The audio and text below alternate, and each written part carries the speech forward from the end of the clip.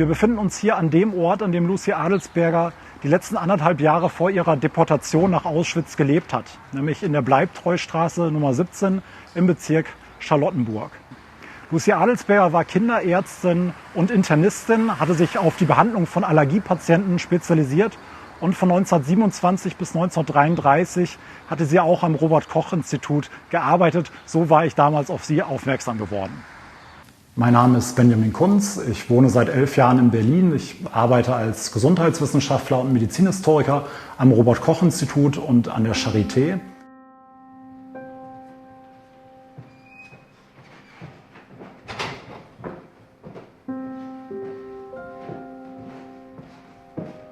Hier hat der Marburger Bund, der Landesverband Berlin-Brandenburg, seit 2006 seine Geschäftsräume.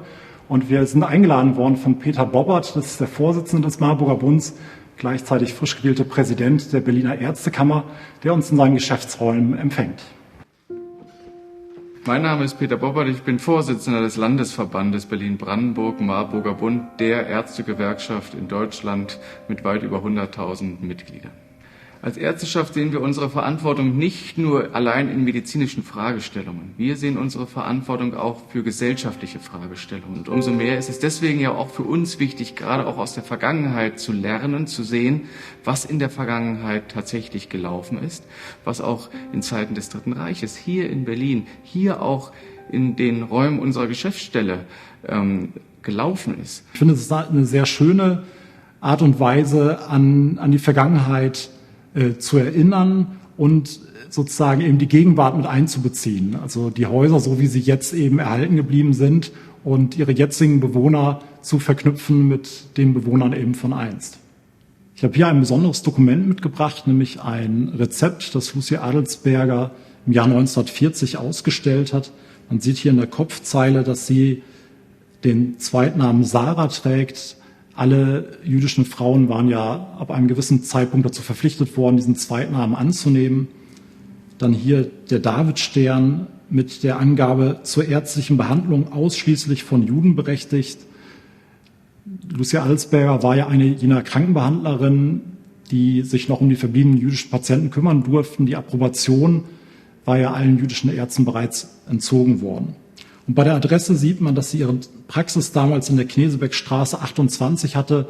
Das ist hier die Parallelstraße zur Bleibtreustraße in Charlottenburg.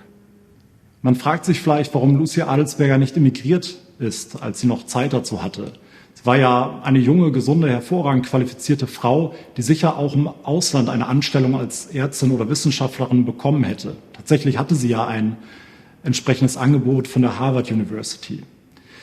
Es war aber so, dass Lucie Adelsberger mit ihrer Mutter zusammenlebte. Diese war aus Nürnberg bereits 1929 zu ihr nach Berlin gezogen. Der Vater von Lucie Adelsberger war gestorben, als sie 10 oder 11 Jahre alt war. Und gemeinsam mit ihrer Mutter kam Lucie Adelsberger 1941 hier in diese Wohnung in der Bleibtreustraße. Die Mutter erlitt schließlich einen Schlaganfall, war bettlägerig und wurde dann von den Behörden zwangsweise in ein jüdisches Altersheim verbracht, wo sie im Januar 1943 starb. Ihr Grab befindet sich in Berlin auf dem jüdischen Friedhof Weißensee. Ich habe im letzten Jahr eine Biografie über Lucie Adelsberger verfasst, die in Kürze auch auf Englisch erscheinen wird. Und aus dieser Biografie möchte ich gerne eine Episode vorlesen, die berichtet, wie Lucie Adelsberger und ihre Mutter hier in die Bleibtreustraße gekommen sind. Am 6. Dezember 1941 mussten Lucie Adelsberger und ihre Mutter in die Bleibtreustraße umziehen. Das Haus mit der Nummer 17 war als ein sogenanntes Judenhaus von den Behörden ausgewiesen worden. In der Belle Etage, einer 6,5 Zimmerwohnung im 1. Stock, wohnte seit 1933 das Ehepaar Moses und Hermine Lipschitz. Moses Lipschitz war Zahnarzt und betrieb seine Praxis in der eigenen Wohnung. Wie allen jüdischen Zahnärzten hatten die Nationalsozialisten auch ihm zum 31. Januar 1939 seine Approbation entzogen. Seither durfte er sich nur noch als Zahnbehandler bezeichnen und ausschließlich jüdische Patienten therapieren. Lucie Adelsberger und ihre Mutter bewohnten fortan in der Lipschitzschen Wohnung zur Untermiete 2 Zimmer mit Diele, in welcher Lucie auch ihre verbliebenen Patienten empfing. Tatsächlich versuche ich, wenn ich eine Biografie schreibe, auch immer viel rauszubekommen über die Familie und ob diejenigen auch noch lebende Nachfahren haben. Und so war das jetzt im Fall von Lucy Adelsberger auch. Sie selbst war ja nicht verheiratet, hatte keine Kinder, aber ich bin tatsächlich auf noch lebende, entfernte Verwandte aufmerksam geworden. Zum Beispiel war es so, dass Lucy Adelsbergers Bruder Manfred Adelsberger war, ich glaube so um 1940 rum, nach Mexiko ausgewandert, hatte dort eine jüngere Mexikanerin geheiratet, mit ihr 3 Töchter bekommen. Und diese 3 Töchter, die 3 Nichten von Lucy Adelsberger, leben auch alle noch in Mexiko. Die sind so um die 70 bis 80 Jahre alt. Und eine Urenkelin von dem Manfred Adelsberger, sprich eine Urgroßnichte von Lucy Adelsberger, ist eine sehr bekannte Schriftstellerin geworden und gilt so als die Stimme Lateinamerikas. Ich spreche von Fernanda Melchor.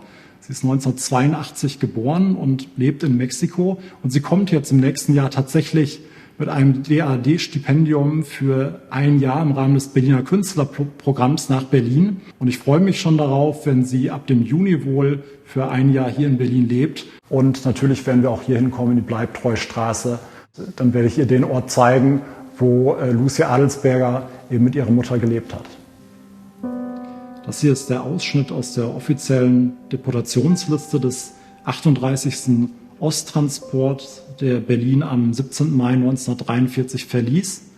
Und der Name Lucy Adelsbergers findet sich hier hinter der Nummer 103. Dr. Adelsberger falsch geschrieben. Lucy Sarah mit dem Geburtsdatum und eben der letzten Adresse Bleibtreustraße 17. Lucy Adelsberger wurde in das Zigeuner- und Frauenlager von Auschwitz-Birkenau gebracht und musste dort als Häftlingsärztin arbeiten. Dort lernte sie auch den berüchtigten Lagerarzt Josef Mengele kennen. Aufgrund der katastrophalen hygienischen Bedingungen in Auschwitz erkrankte sie an Fleckfieber, wie so viele. Sie überlebte. Sie war insgesamt 1,5 Jahre in Birkenau und wurde bei der Auflösung des Lagers im Januar 1945 auf einen der sogenannten Todesmärsche geschickt. Von Auschwitz aus gelangte sie in das Konzentrationslager Ravensbrück und wurde am 2. Mai 1945, kurz nach ihrem 50. Geburtstag, von alliierten Soldaten befreit. Im Oktober 1946 schließlich emigrierte sie in die USA, wo sie in New York wieder als Ärztin tätig war. Sie arbeitete auch wissenschaftlich in der Krebsforschung. Lucy Adelsberger blieb Zeit ihres Lebens unverheiratet und kinderlos und starb schließlich am 2. November 1971 im Alter von 76 Jahren an Krebs. Ausgerechnet in dem Krankenhaus, in dem sie fast 25 Jahre lang in New York in der Krebsforschung gearbeitet hatte. Im Jahr 1956 erschien die Auschwitz-Erinnerung von Lucy Adelsberger das erste Mal in Buchform. Das Buch habe ich mitgebracht und ich würde gerne abschließend daraus einen Satz vorlesen, der mich sehr beeindruckt hat und der, wie ich finde, leider uns auch heute noch als Mahnung dienen kann. Ein bisschen Salon-Antisemitismus, etwas politische und religiöse Gegnerschaft, Ablehnung des politisch Andersdenkenden, an sich ein harmloses Gemengsel, bis ein Wahnsinniger kommt und daraus Dynamit fabriziert. Man muss diese Synthese begreifen, wenn Dinge, wie sie in Auschwitz geschehen sind, in Zukunft verhütet werden sollen. Wenn Hass und Verleumdung leise keimen, dann, schon dann heißt es wach und bereit zu sein. Das ist das Vermächtnis derer von Auschwitz.